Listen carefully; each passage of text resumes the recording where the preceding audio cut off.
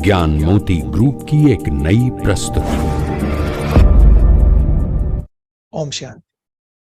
आज जो ज्ञान मोती है वो है 25 मार्च 1981 की मुरली से। हम सब जानते हैं कि बाबा का साकार पाठ, जो साकार मुरलियां चली वो 1969 तक चली।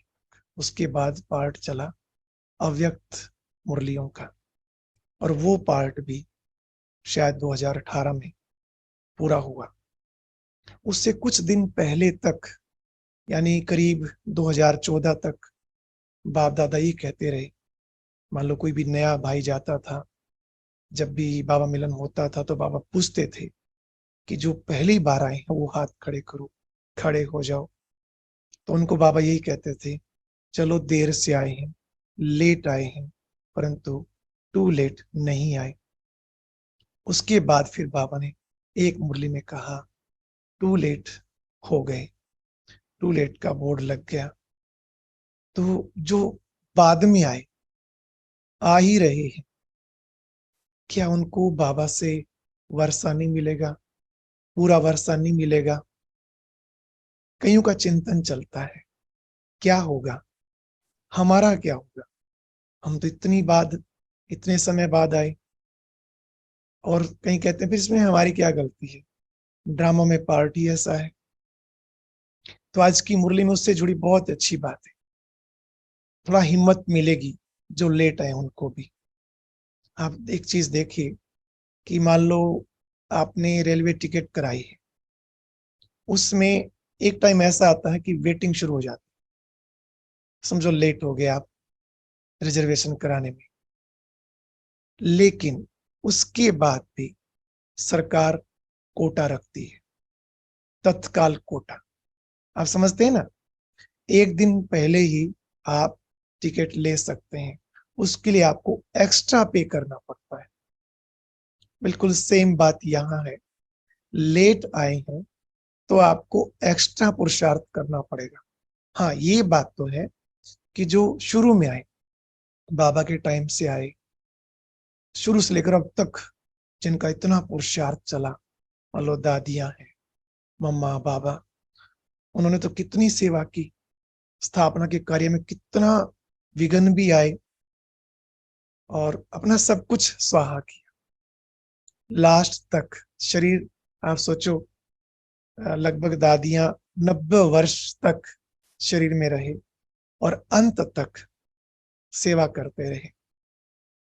अपना सब कुछ तन मन धन ईश्वरीय सेवा में सफल किया। तो उनका तो पद देखो, उनके साथ तो कंपैरिजन हो ही नहीं सकता। परंतु फिर भी कुछ न कुछ अब भी पद है, लेकिन उसके लिए फिर क्या करें? बाबा ने आज इस ज्ञान मोती में 25 मार्च 1981 की मुरली में बहुत अच्छा कहा। ध्यान से सुनना। बाप दादा ने कहा, ऐसा कोई ना कहे कि हम तो देरी से आए हैं, हम आगे नहीं जा सकते, उच्च पद नहीं पा सकते। ये शब्द कहने वालों के लिए बाप दादा ने विशेष क्या जवाब दिया होगा? बाबा ने कहा, बच्चे तुम जंप लगाओ तो बाप दादा तुम्हें एक्स्ट्रा मदद देंगे। एक्स्ट्रा पे करना पड़ता है ना तत्काल टिकट के लिए, तो एक्स्ट्रा पुरुषार्थ करना पड़ेगा, जंप देना होगा, तो बाबा मदद देंगे। लेकिन कोर्टों में कोई ही ऐसे हैं जो ऐसा कमाल दिखा सकते हैं। बाबा को पता है लेट बहुत आएंगे, प्रजा भी बननी है, दास दासी भी बननी, बहुत कुछ, क्योंकि राजधानी स्थापन हो रही है, बहुत चाहिए। लेकिन कोर्टों में कोई ऐसे हैं जो कमाल दिखा सकते हैं। अब हर एक अपने से पूछो, क्या मैं वह कोर्टों में कोई आत्मा हूं जिसको अब लास्ट में आने में भी कुछ पद मिल सकता है?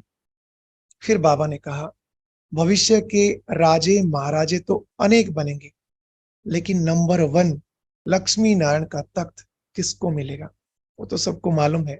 तो जो सत्युग में 8 गद्दियां चलती हैं, यानी लक्ष्मी नारायण के बाद कौन बैठता है? जरूर उनका पुरुषार्थ बहुत विशेष होगा। तो बाबा ने कहा, नंबर कैसे बनते हैं? कोई पहले नंबर का, फिर दूसरे नंबर का, तीसरे नंबर का, ये कैसे बन गए नंबर? फॉलो फादर की जो विधि है ना, इसके प्रमाण नंबर बनते हैं। जो जितना फॉलो कर पाया, किसको फॉलो करना होता है? शिव बाबा को तो याद करना है और ब्रह्मा बाप को फॉलो करना है, क्योंकि प्रैक्टिकल तो करके ब्रह्मा बाबा ने दिखाया। जो जितना ब्रह्मा बाप के समान बना, जितने परसेंट में बिल्कुल बाप समान बन गया, तो उनकी नेक्स्ट वो थोड़ी सी कमी रही, उनके नेक्स्ट तीसरे नंबर पे, फिर चौथे नंबर पे, ऐसे नंबरवार बनते गए। फिर बाबा ने बताया फॉलो फादर की गति बड़ी गुह्य है, हमें किस किस बात में और कैसे फॉलो करना चाहिए। थोड़ा विचार करने की बात है कि ब्रह्मा बाबा कैसे थे, क्या क्या किया।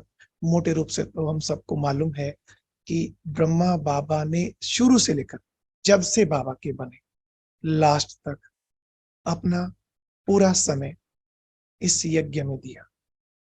एक सेकंड भी ये नहीं हुआ होगा कि निश्चय डावाडोल हुआ और वो सेकंड वेस्ट में गई। नहीं, जब से बाबा ने तन में प्रवेश किया और जब बाबा ने कहा कि अपना सब कुछ इसमें लगा दो, धन, तो धन बाबा ने पूरा लगा दिया, 1% भी नहीं रखा। 100% धन, 100% तन, और मन भी पूरा। तो शुरू से लेकर अंत तक, यानी संपूर्ण होने तक बाबा ने जो जो स्थितियों को पास किया, वो ही हमें अपने में चेक करना है कि जब से हम बाबा के बने, सुनिए बाबा क्या कहते हैं, ब्राह्मण बनते ही, जन्मते ही कितना फॉलो किया, उसके बाद भी जैसे जन्म लिया, उसके बाद बचपन से युवा, युवा से अंत समय तक हम कहां तक बाप समान रहे हर बात में। ये भी जांच करो कि अपने और औरों के विघ्न विनाशक कहां तक बने, क्योंकि ब्रह्मा बाबा के पास भी विघ्न तो आए, परंतु कैसे सेकंड में खत्म कर देते थे। औरों के पास भी आते थे तो उनके विघ्न भी बाप अपनी शक्ति से खत्म कर देते थे, सिर्फ दृष्टि मात्र से, या चिट्ठी लिख के उनको युक्ति बताते थे, ऐसे ऐसे करो। फिर देखो सेवा और सहयोग में जो कार्य चल रहा है, उसमें हम कितने मददगार बनते हैं, कितना फॉलो करते हैं।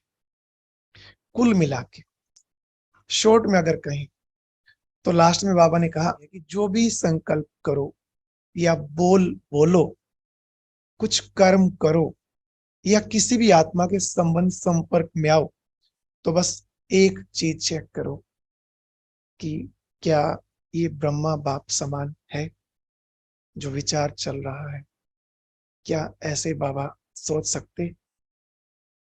जो बोल निकलता है, क्या ऐसे बोल ब्रह्मा बाबा के रहे? कर्म बाबा ने जैसे किए, क्या ऐसे कर्म हमारे चल रहे हैं? ब्रह्मा बाबा का हर कर्म यादगार बना, तो क्या हमारे हर कर्म का यादगार बनेगा? तो यही है बाप समान बनने की सहज युक्ति। और अब यह एक बहुत अच्छी वीडियो भी जरूर देखें।